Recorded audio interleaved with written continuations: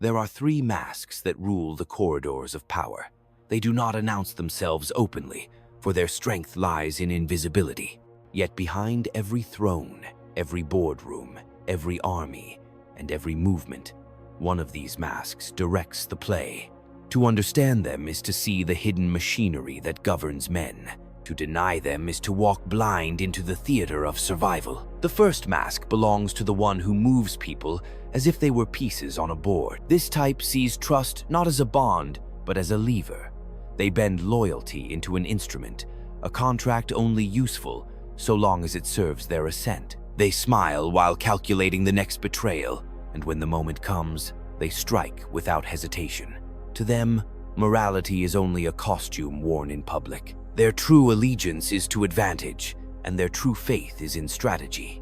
If you encounter this type, you will either become their pawn or learn to play as ruthlessly as they do. The second mask belongs to the one who hungers for admiration yet never feels full. This type weaves the illusion of greatness around themselves, feeding on the eyes of others. They require recognition like a body requires breath, but beneath their grandeur lies fragility. Their power is real only as long as the crowd continues to look. Take away the applause, and you will see the abyss they fear. They charm, they inspire, they dazzle, but behind the radiance is a heart chained to the judgment of others. If you follow them, you become a reflection of their desire to be worshipped. The third mask belongs to the one who holds no conscience in the face of necessity. This type regards emotion as weakness and mercy as a liability. They move through the world with the coldness of a blade, cutting cleanly when others hesitate. Fear is their weapon, silence their ally, and distance their shield. They do not rule with affection, but with inevitability. When they decide, there is no appeal. When they punish, there is no hesitation. To them, compassion is not absent, it is irrelevant. If you resist them, you learn that principle bleeds quickly under the weight of command. Each of these masks exists within us, though in different proportions. Some lean toward the manipulator, others toward the self-idol, others toward the cold executor. But the truth is darker. Power demands that all three emerge when called. To survive in the ruthless theater of human ambition, one must know which mask fits best in each moment. To lead without awareness of these forces is to walk into a storm with no armor. To recognize them within yourself is to see what others hide and to wield the only true advantage in the game of survival. So the question is not whether you wear one of these masks. The question is which one governs you when the hour of necessity arrives. These masks are not inventions of the modern world. They are ancient, older than kingdoms, older than the language we use to name them. The manipulator, the self-idol, the cold executor, they have walked in every court, every empire, every hidden chamber where decisions were made in whispers. They are not roles that men choose freely. They are instincts that emerge when survival demands sacrifice. They surface when loyalty collapses, when admiration blinds, when cruelty becomes necessity. To see them clearly is to admit that civilization itself is a performance where darker impulses pull the strings from behind the curtain. The manipulator thrives when chaos opens the field. They flourish in disorder because disorder provides cover for their design. They thrive on half-truths, on promises made not to be kept, on alliances forged with the intent of betrayal. Their genius lies not in strength but in patience. They wait, they observe, and they strike when trust is at its deepest. Few detect them until it is too late, and by then, the threads of dependence are already too tightly woven to escape. They are the quiet poison slipped into the chalice of faith. The self-idol thrives when admiration becomes currency. They rise in times of spectacle, when the crowd hungers for symbols more than substance. They understand the seduction of appearances, the hunger of the masses to believe in an image greater than themselves. They intoxicate others with grandeur, and in return, they feed on the devotion they harvest. But they are fragile creatures, forever enslaved to the applause they demand. Their downfall is inevitable, for the crowd is fickle, and the same hands that once built statues will one day topple them when the illusion cracks. The cold executor thrives when the world demands harshness. In times of war, in crises of authority, in the shadows of rebellion, they emerge as the necessary hand. They are not loved, nor do they seek love, for they know that fear endures longer than affection. They carry the weight of decisions others lack the strength to bear. They become the blade that cuts through hesitation, the iron that seals a divided order. They are the embodiment of necessity, the answer to moments where hesitation would be fatal. Their legacy is written not in affection, but in obedience. And yet, none of these masks exists in isolation. In truth, they overlap, intertwine, shift with circumstance. The manipulator without the cold executor risks being exposed. The self-idol without the manipulator collapses under the scrutiny of rivals. The cold executor without the aura of admiration inspires only rebellion. Power is never the dominion of a single mask, but of the one who knows how to summon each at the appointed time. The tragedy is not that men wear these masks. The tragedy is that they forget they are wearing them at all. Look closely at yourself. In your ambition, in your fears, in your private victories and defeats, where does the mask slip? Which instinct guides you when the moment grows merciless? Do you calculate? Do you dazzle? Do you cut? The world may never answer for you, but in the silence of your own reflection, you already know which mask commands you. The danger is not only in wearing the mask, but in becoming consumed by it. The manipulator who relies too heavily on deception eventually finds themselves ensnared in their own lies. They lose the ability to distinguish truth from strategy, and when their schemes collapse, they discover that trust, once broken, cannot be rebuilt. The self-idol, intoxicated by endless admiration, drifts into delusion, mistaking applause for permanence. They rise like fire in the night, brilliant and undeniable, only to burn themselves into ash when the light of scrutiny exposes the emptiness beneath. The cold executor, hardened by necessity, grows addicted to the clarity of fear. They no longer distinguish between moments that demand ruthlessness and moments that require restraint. To them, every choice becomes a battlefield, every rival an enemy, every hesitation a threat. In the end, what once secured survival becomes the very instrument of their isolation. Yet still, men return to these masks, for no alternative exists in the brutal theater of power. Even the kindest ruler must learn to manipulate when rivals circle. Even the most genuine leader must embrace spectacle to bind the loyalty of the crowd. Even the gentlest hand must harden when danger sharpens its teeth. The mask is not a disguise, it is a weapon. To refuse it is to walk naked into the storm, while others arrive clad in armor. To reject it is not virtue, it is surrender. The truth lies in balance, though balance itself is a precarious illusion. The skilled player knows when to whisper with the tongue of the manipulator, when to stand in the light as the idol of the people, and when to wield the blade of the executor. Timing, not purity, is the essence of power. A misplaced mask is more dangerous than no mask at all. To flatter when ruthlessness is needed is to court ruin. To terrify when charm would suffice is to sow rebellion. To manipulate when the moment demands clarity is to forfeit the trust that sustains authority. In every moment of history, the downfall of rulers, generals, and kings can be traced to their failure to master these transitions. Some clung to deception long after suspicion had destroyed its use. Some drowned in the adoration of their own followers until revolt shattered the illusion. Others wielded terror too heavily, forgetting that fear without hope curdles into hatred. Each fell not because they lacked power, but because they wore the wrong mask at the wrong hour. So, ask yourself again not merely which mask you wear, but whether you control it or it controls you. For if you do not master these faces, they will master you, and your fate will be no different than those who believed they were untouchable, only to discover that the masks they trusted had become their executioners. Power reveals itself in the silence between choices, in the split second where instinct guides before reason catches up. In that silence, the mask you wear is not chosen, it emerges. The manipulator leans towards secrecy, constructing a hidden path through deception. The self-idol steps forward, demanding attention, ensuring that no one dares look away. The cold executor cuts cleanly, eliminating the problem before it grows teeth. This moment is decisive because it uncovers not who you wish to be, but who you truly are when stripped of deliberation. But there is no purity in this revelation. You are not one mask alone.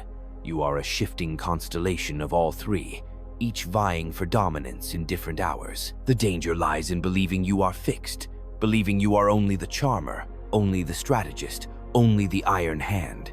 Such rigidity blinds you to the demands of circumstance. A ruler who cannot adapt becomes predictable, and predictability is death in the arena of survival, for your enemies will strike at the rhythm you cannot change. History is littered with corpses of men who mistook their strength for permanence. The manipulator who believed himself untouchable was undone by a single betrayal he did not foresee.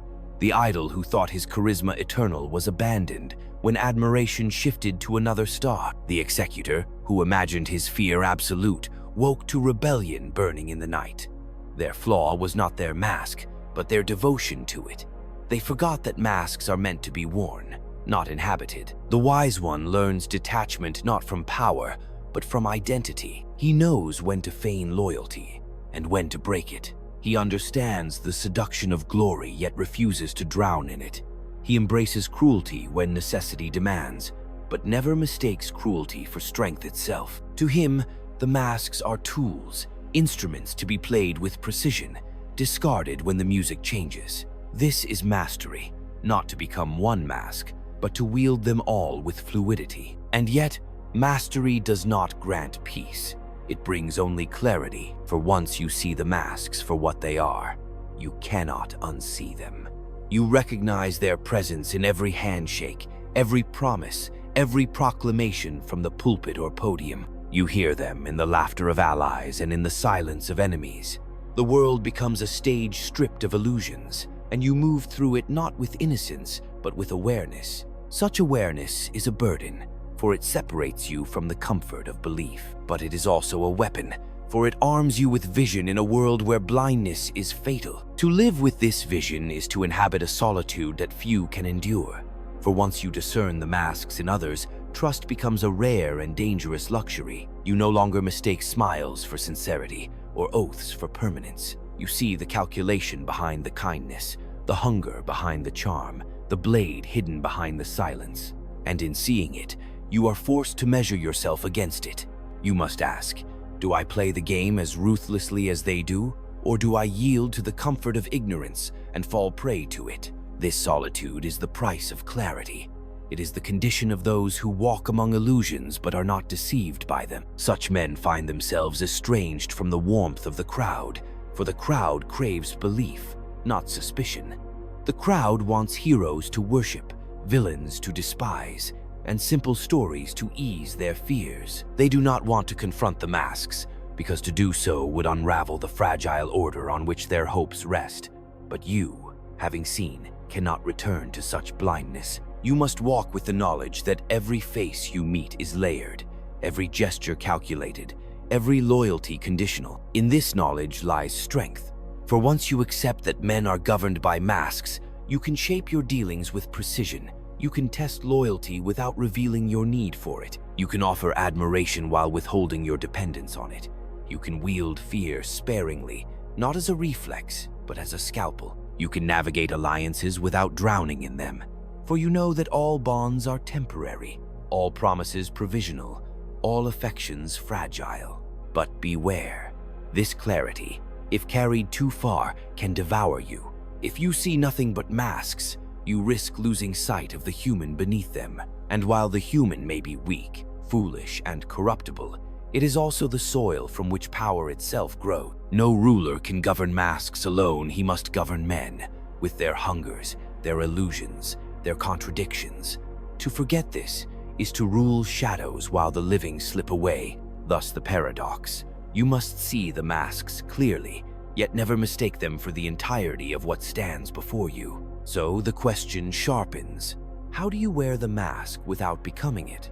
How do you master deception without drowning in lies, embrace glory without suffocating on vanity, wield cruelty without being consumed by it? The answer is not written in doctrine, nor delivered by philosophers. It is written in the choices you make when no one is watching, when necessity presses its hand against your throat, when survival demands that you act. In those moments, you will know whether you control the mask or whether the mask has already become your face. The moment the mask fuses with the flesh, freedom is lost. The manipulator who cannot stop scheming becomes prisoner of his own labyrinth, forever weaving lies to sustain lies, until truth itself dissolves. The self-idol who cannot live without praise becomes slave to the crowd, chained to their applause, begging for affirmation like a starving man for bread. The cold executor, who cannot abandon cruelty, becomes isolated in a fortress of fear, ruling over silence, mistrust, and eventual rebellion. Each, in their obsession, ceases to command. They are commanded by the very tool they once believed they wielded. This is why restraint is as important as action. Not the restraint of virtue, but the restraint of calculation. The wise one does not manipulate for sport. He manipulates when necessity demands. He does not seek admiration as sustenance. He uses it as a cloak to secure stability. He does not wield cruelty as habit. He unsheathes it only when hesitation would invite disaster. It is not morality that governs him, but proportion. He knows excess is the death of power, and imbalance is the surest path to ruin. Look at the chronicles of fallen leaders, and you will see the same lesson repeated. Those who schemed too long found themselves strangled by their own intrigues. Those who basked too brightly in the glow of admiration fell when the light shifted to another. Those who wielded terror without measure ignited fires they could not extinguish. Their ends were not accidents. They were inevitabilities, written by the masks they clung to with blind devotion. Thus, mastery is not the eradication of darkness, but its orchestration. To hold the masks in your hands, to summon each as a weapon when the hour calls for it, and to dismiss them when the battle ends, that is the art. It is not a path for the faint of heart, nor for those who seek purity. It is the path of those who accept that power is not clean, that survival demands a theater of shadows, and that every ruler must sometimes act against the very virtues he publicly praises. But do not mistake this for cynicism. It is clarity. It is the recognition that beneath the polished veneers of civilization, beneath the banners, speeches, and ideals, men are governed by forces older and darker than reason. To ignore them is to be devoured by them. To master them is to walk a narrow edge between necessity and destruction. And on that edge, every decision is final, every step irreversible. The masks will always be with you. The only question is whether you wear them as weapons or whether, unseen, they already wear you. Consider the court of a weakened empire, where rivals circle like wolves. A minister rises each day with a courteous smile, yet his hand quietly alters the letters sent to distant provinces. He delays orders, redirects resources, and reshapes the perception of the ruler's will. Within months, governors no longer know whose word is law, the sovereign's or the minister's. By the time suspicion falls upon him, it is too late. The empire already bends toward his shadow. This is the manipulator in his purest element, winning battles without ever raising a sword. Or imagine the revolutionary who emerges from obscurity. He is eloquent, fiery, radiant with conviction. Crowds follow him through the streets, chanting his name, lifting him as a symbol of their grievances. He builds his power not on armies or treasuries, but on the gaze of the multitude. Yet when another, younger voice rises with fresher fire, the people's loyalty shifts overnight. Statues erected in his honor are torn down with equal fervor. He learns too late that adoration is a flame that consumes as quickly as it warms. This is the idol's destiny. Glory as fleeting as the crowd's desire for spectacle. Then there is the general who inherits a fractured army. Soldiers desert at night, commanders quarrel by day, and enemies press on all borders. He knows that hesitation means collapse, so he executes deserters at dawn, replaces rival officers with loyal captains, and strikes terror into his ranks until obedience hardens into instinct. The campaign that follows is brutal but decisive. The enemy retreats, the borders stabilize, and the army, once disordered, becomes a machine. Yet in the silence of victory, he finds himself feared more than respected, obeyed more than trusted. This is the executor's burden, to win peace through severity, yet stand alone in the cold of his own necessity. The masks appear not only in rulers, but in every stratum of life. In the marketplace, the merchant who manipulates scarcity to inflate demand wears the first mask. In the theater of culture, the artist who thrives only on applause, who bends their craft to the hunger of the audience, wears the second. In the machinery of corporations, the executive who cuts jobs with surgical precision to save the company from collapse wears the third. These are not fictions, but realities lived daily, often unnoticed because the stage is smaller, the lights dimmer, the consequences less visible. Yet the principle remains the same. Survival bends men toward darkness. The masks are not ornaments of kings alone. They are instruments found in every hand that reaches for advantage. And just as in empires, so too in private lives the manipulator thrives until mistrust consumes him. The idol shines until applause fades. The executor rules until fear mutates into rebellion. The pattern repeats endlessly. Scaled from palaces to households, from armies to friendships, from nations to marriages. The theater of power is not confined to the state. It is the human condition itself, played out in every corner where ambition breathes. In the guild halls of the medieval city, the master craftsman who guards his secrets with smiles and false generosity is no different from the minister who bends an empire's decrees. He offers apprentices half-truths, withholding the decisive technique until loyalty is proven or until dependence is absolute. His power rests not on his skill alone, but on the illusion that he has given all when, in truth, he has reserved the final key for himself. Here, the mask of manipulation becomes the foundation of authority, binding others through controlled ignorance. Across the seas, in the court of a maritime republic, the self-idol finds his kingdom on the docks. A captain returns from voyages with exotic riches, parading silks, spices, and stories of distant lands. He gathers admirers not merely through wealth, but through spectacle. His tales grow grander with each retelling, until men follow him not for his leadership, but for the vision of glory he embodies. Yet when his ship is lost in a storm and no treasures return, admiration evaporates. Those who once hailed him as untouchable now whisper of arrogance, of lies, of divine punishment. The idol learns that fame built on spectacle is as fragile as a sail in shifting winds. Meanwhile, on the frontier where kingdoms bleed into wilderness, the executor is tested. A governor is sent to rule a distant province plagued by rebellion. He has little gold, few troops, and no time for persuasion. His only weapon is severity. He orders swift punishment for dissent, rewards loyalty with iron discipline, and burns villages suspected of harboring traitors.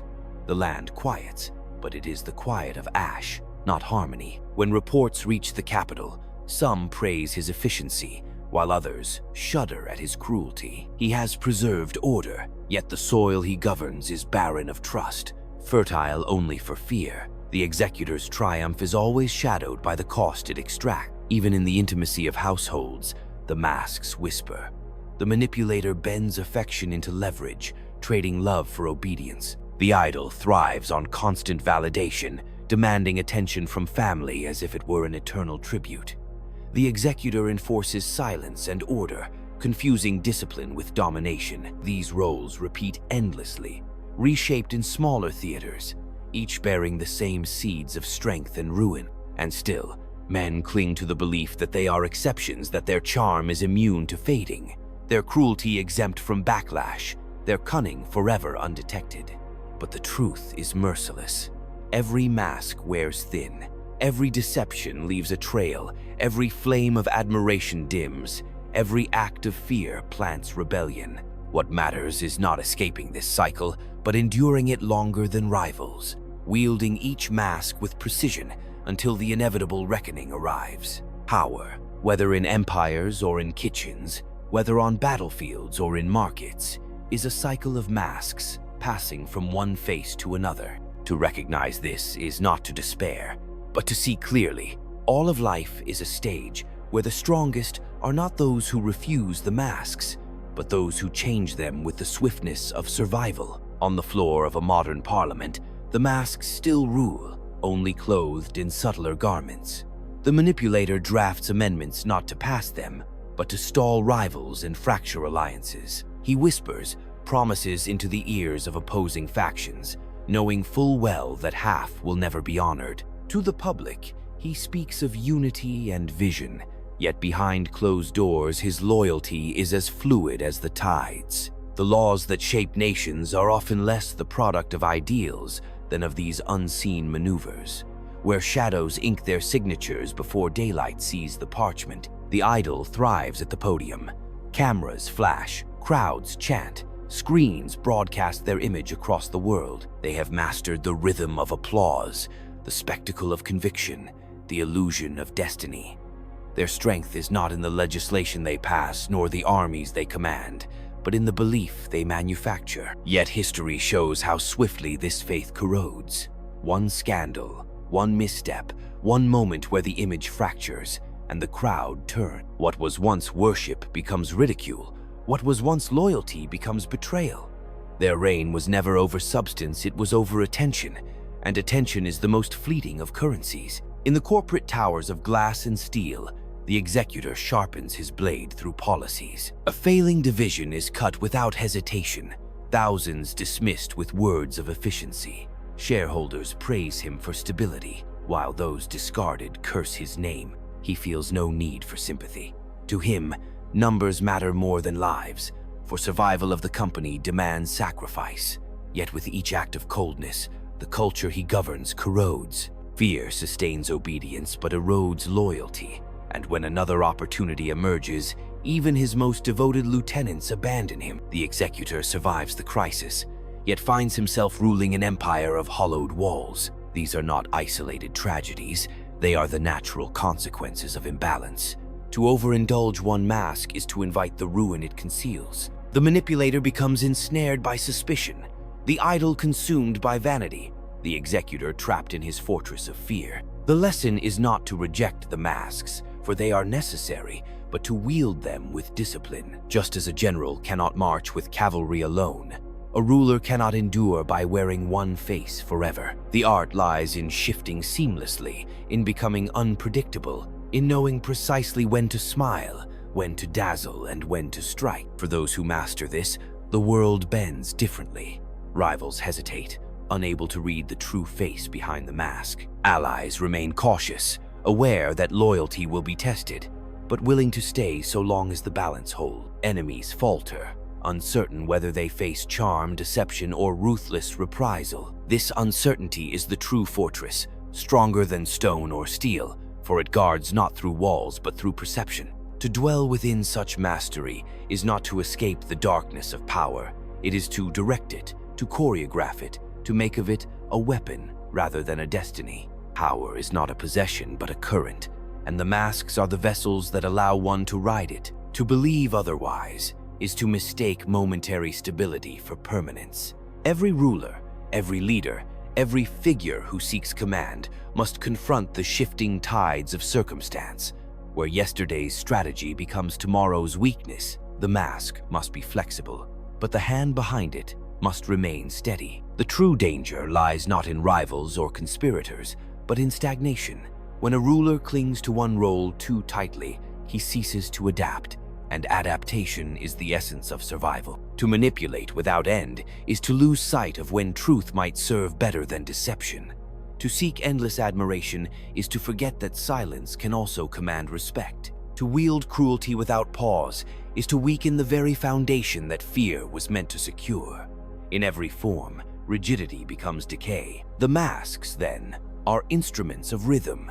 They must shift in tempo, retreat and advance, reveal and conceal, harden and soften. Mastery is the ability to move without hesitation, to sense the moment when calculation must give way to command, when spectacle must yield to silence, when severity must be tempered with restraint. The failure to perceive this rhythm is not merely an error, it is the prelude to collapse. Behind all this lies a deeper truth. The masks are not only tools for ruling others, but also mirrors of the self. Each reveals what lies within the hunger to control, the craving to be seen, the compulsion to dominate necessity. To wield them without awareness is to let instinct govern strategy. But to confront them within oneself is to understand the limits of ambition and the costs of survival. Thus, the path of mastery is not the pursuit of purity, but the acceptance of complexity. It is the recognition that strength lies not in choosing one mask forever, but in knowing when to abandon one and don another. This requires not only cunning and discipline, but also a clarity of vision that cuts through illusion, even the illusions one crafts for oneself. And so, the question remains, will you command the masks as instruments, shifting them with precision as the world demands? Or will you be consumed by the rhythm of one face, mistaking it for truth until it drags you toward ruin? In the end, survival belongs not to those who claim virtue, nor to those who embrace darkness, but to those who never forget that every mask is temporary, and every mask must one day be removed. To walk this path is to accept that permanence is an illusion. Every structure of power, no matter how vast, is vulnerable to erosion. The fortress crumbles not from the first blow, but from the neglect of its foundation. The sovereign falls not from a single betrayal, but from the slow accumulation of misjudgments. The mask itself wears down with time, and if one does not shift before the cracks show, exposure becomes inevitable. The essence of endurance lies in anticipation. One must see the fracture before it forms, the shift in loyalty before it manifests, the storm before the first cloud appears. This vigilance is not born of paranoia, but of discipline, a refusal to mistake stability for safety. Power is never secure. It is only balanced upon a knife's edge, held steady by those willing to acknowledge its fragility. In this awareness, detachment becomes essential. Not the detachment of indifference, but of perspective. The one who clings too tightly to affection, to praise, to control, loses the ability to maneuver when those bonds are tested. Detachment allows one to step outside the immediate desire for reassurance and see the broader terrain. It allows one to act not from impulse, but from necessity, to shift masks without hesitation, to sacrifice what is pleasing for what is enduring. Yet endurance is not victory. Survival is not glory. At the heart of every ruler's journey lies the tension between the desire to endure and the inevitability of decline. The masks do not promise immortality, they promise time. Time to shape events, time to bend rivals, time to carve one's mark into the fabric of history. Whether that mark endures or fades is not within one's control, for fortune holds the final word. But mastery of the masks grants the only weapon strong enough to contend with her resilience against her storms, leverage against her whims. Thus, the masks are not curses, nor are they blessings. They are conditions of existence, as natural as hunger, as relentless as the turning of seasons. To deny them is folly. To despise them is weakness. To embrace them with awareness is to accept the world as it is, not as one wishes it to be. And only in that acceptance does the possibility of true command emerge, the command not only of others, but of oneself. For the ultimate reckoning is not whether one wears the masks, but whether one remains their master when the final hour arrives. Power demands a constant negotiation between what is revealed and what is concealed. The face presented to the world is never the whole face, but a fragment shaped for effect. Behind it, another layer waits, hidden until necessity demands its emergence. This endless shifting is not deceit for its own sake, it is survival. For to expose the whole of oneself is to give the world a map to one's destruction. Authority is not sustained by force alone, nor by admiration alone, nor by calculation alone. It survives by the interplay of these forces, woven into a fabric strong enough to endure tension without tearing. If one strand dominates, the fabric weakens. The ruler who seeks to be loved without inspiring fear invites rebellion. The one who governs through fear without the veil of admiration breeds conspiracies. The one who schemes without discipline loses allies faster than he gains them. Power is always a balance of contradictions, never the purity of a single principle. But balance is not equilibrium. It is a dynamic struggle, a dance in which every step risks collapse. The masks must be adjusted constantly, sometimes in the span of years, sometimes in the space of a heartbeat. This is why mastery is rare. Most men cling to comfort, preferring repetition to adaptation, mistaking yesterday's success as a guarantee of tomorrow's safety. They do not see that the very strength they once relied upon may become the weapon that turns against them. What sustains mastery is vigilance not only outward but inward. To watch one's rivals is necessary, but insufficient. One must also watch oneself, for complacency, vanity, and cruelty are enemies more treacherous than conspirators. Rivals strike openly or in secret, but one's own flaws erode silently, often unnoticed until collapse is already underway. The manipulator forgets his lies. The idol loses himself in the mirror. The executor numbs himself until he can no longer distinguish between necessity and habit. In each case, downfall comes not from others, but from blindness within. Thus, the masks are not merely strategies, they are disciplines.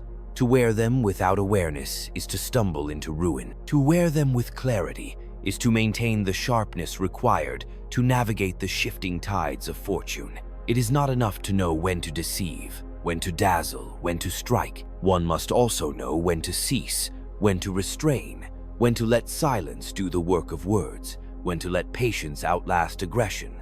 Restraint, as much as action, defines mastery. And so, the path of command is not the accumulation of power, but the ceaseless refinement of its instruments. It is a craft without completion, a labor without end. For as long as men contend, the masks will remain, and only those who learn to wield them without becoming them will endure. The theater of power is not confined to palaces or parliaments. It extends into every relationship where influence is at stake. Friends, lovers, allies, rivals, each interaction is an exchange of advantage, whether concealed or declared. The masks function here as well, shaping the tone of intimacy, the rhythm of trust, the edge of control. To imagine a realm untouched by them is to imagine a world without conflict, without ambition, without desire. Such a world has never existed. The struggle, then, is not to escape the masks, but to refine the art of transition, to move from persuasion to spectacle, from spectacle to severity, from severity back to subtlety, with a fluency so natural it leaves no trace. Most fail in this movement. They cling too long to charm and are devoured by suspicion.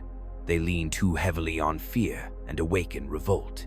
They build their whole edifice on deception and collapse when exposed. The failure is not in their initial choice, but in their inability to change when the hour demanded it. Every era believes itself unique, yet the mechanics of power remain unchanged.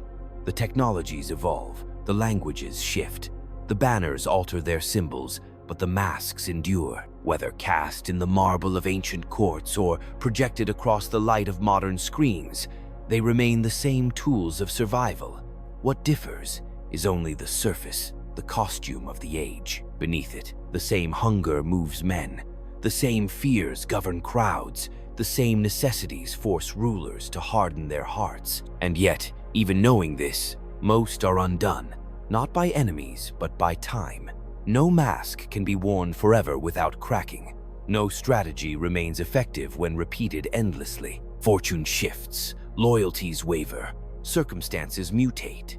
To survive is to remain in motion, always ahead of the decay that stalks every power. Stagnation is death, adaptation is life. The master of masks accepts this restlessness, lives within it, and never allows himself the comfort of permanence. Thus, the final discipline is awareness not of others alone, but of the self moving through time. To see when one's own methods grow stale, when admiration turns to envy, when fear becomes resentment, when deception breeds fatigue. Awareness grants the possibility of change before collapse, of retreat before annihilation, of reinvention before irrelevance. Without it, even the greatest will be reduced to relics, remembered not for mastery, but for the ruin of their blindness. The masks, then, are not lies.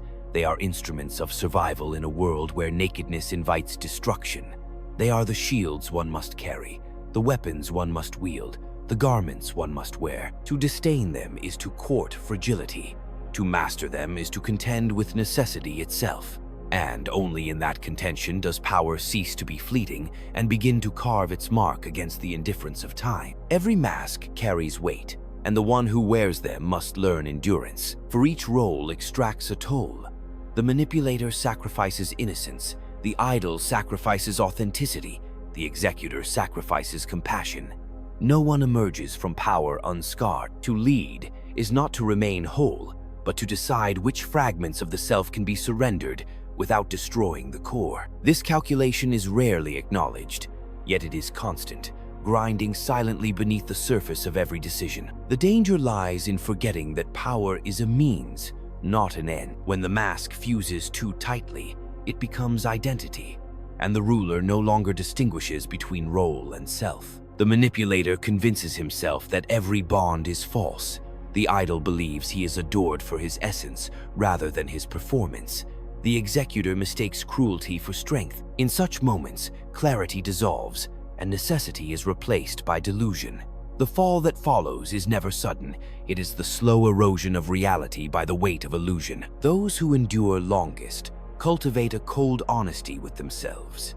They do not confuse strategy with truth, nor adoration with permanence, nor fear with loyalty. They accept that masks are borrowed garments, not eternal skins.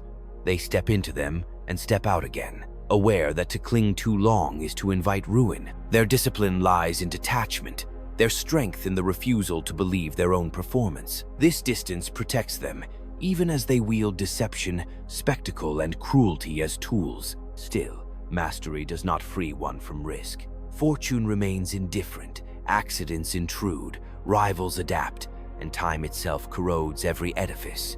No art can eliminate these forces. At best, the masks provide resilience and armor against the storms, not an escape from them. To wield them well is to extend the lifespan of command, to stretch influence further than others can, to carve moments of control from the chaos. Yet even the most skilled must accept that the final mask is removed not by choice, but by circumstance. And so the question deepens, not merely which mask you wear, but how long you can bear its weight before it consumes you. For power is not the triumph of one moment, but the endurance of many, each demanding sacrifice, each demanding transformation. The true art lies not in victory, but in the unbroken thread of survival stretched across the shifting theater of necessity. To understand this is to see power stripped of illusions. It is not glory, nor destiny, nor virtue. It is a discipline of masks, an endless struggle against time, chance, and the frailty of men. To master it is not to conquer the world, but to endure within it longer than those who refuse to see. Survival in power is not granted to those who believe themselves chosen, but to those who accept themselves as instruments of circumstance. The ruler who thinks fortune favors him personally becomes careless. The general who believes his victory is inevitable becomes blind to weakness. To endure is to remember that fortune is never owned. It is only rented, and the rent is paid daily in vigilance, adaptation, and restraint. The masks are part of this payment. They are not adornments for vanity, but tools sharpened against necessity. To wield them properly is to live in constant awareness of shifting conditions, when silence persuades more than speech, when distance commands more than intimacy, when severity protects more than mercy. Those who fail to recognize these moments fall into patterns, and patterns are death in politics.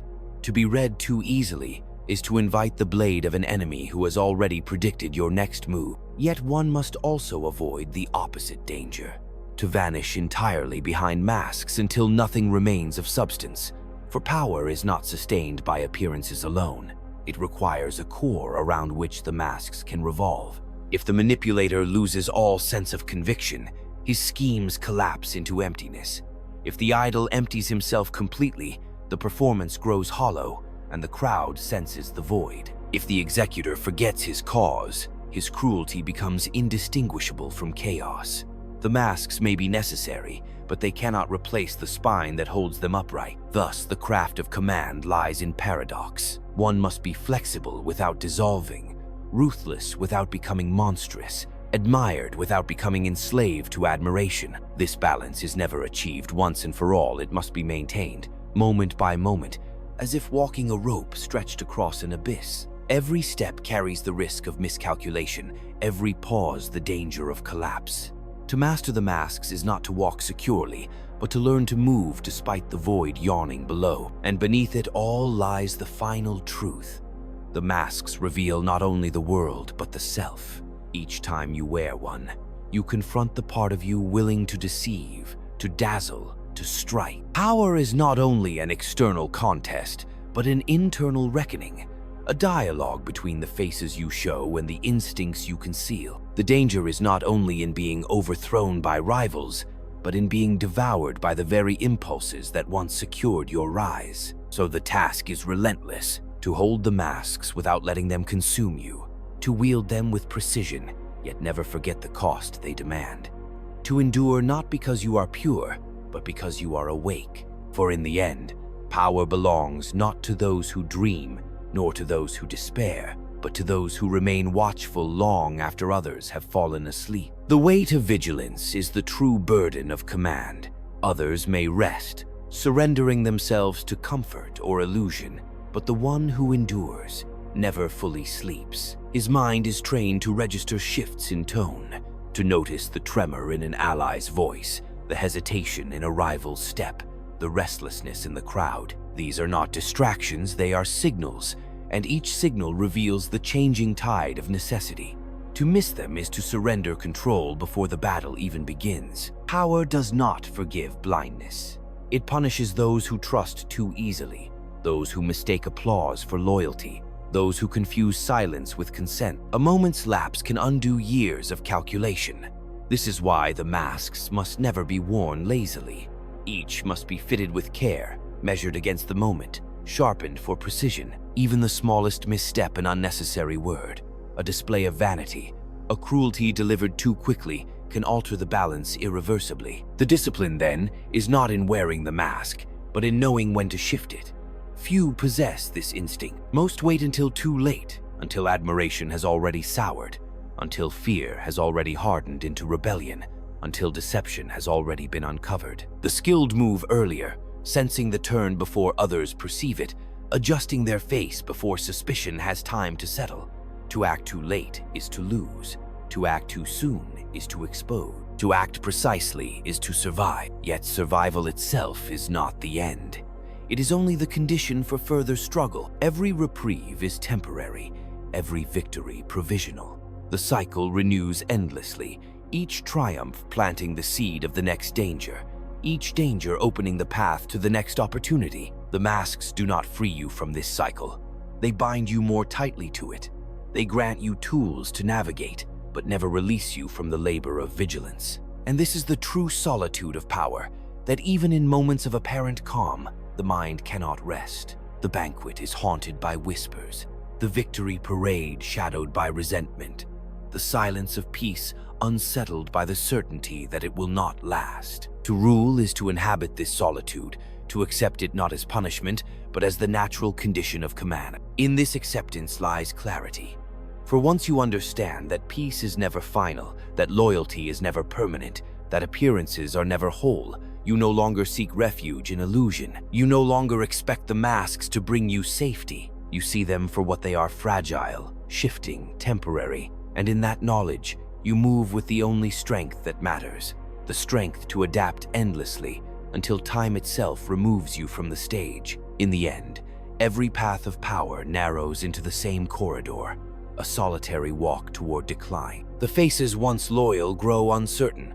The applause once thunderous fades. The fear once absolute weakens as rivals grow bold. No mask can hold forever. What was once effective turns brittle.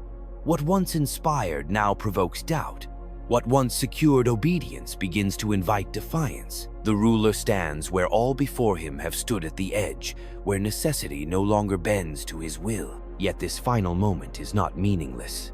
It is the summation of choices, of masks worn and discarded, of victories held and betrayals endured. What remains is not purity, nor glory, but a trace of memory in the minds of those who watched, a pattern carved into the fabric of power itself. For the world forgets quickly, but it does not forget completely.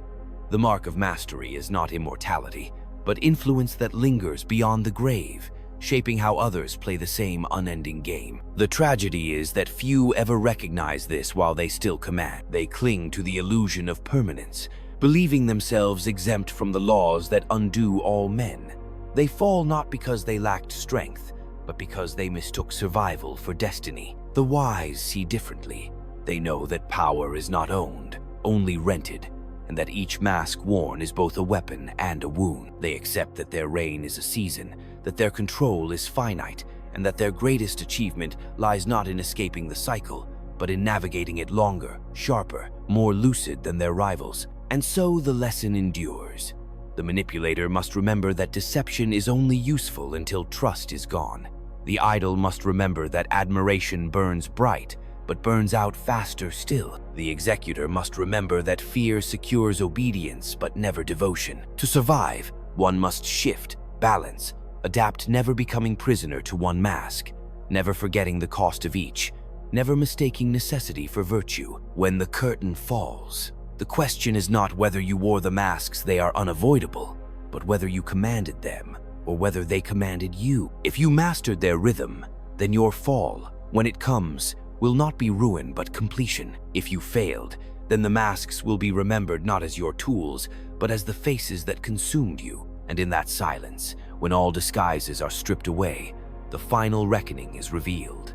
Not what you appeared to be, but whether you ever truly ruled yourself.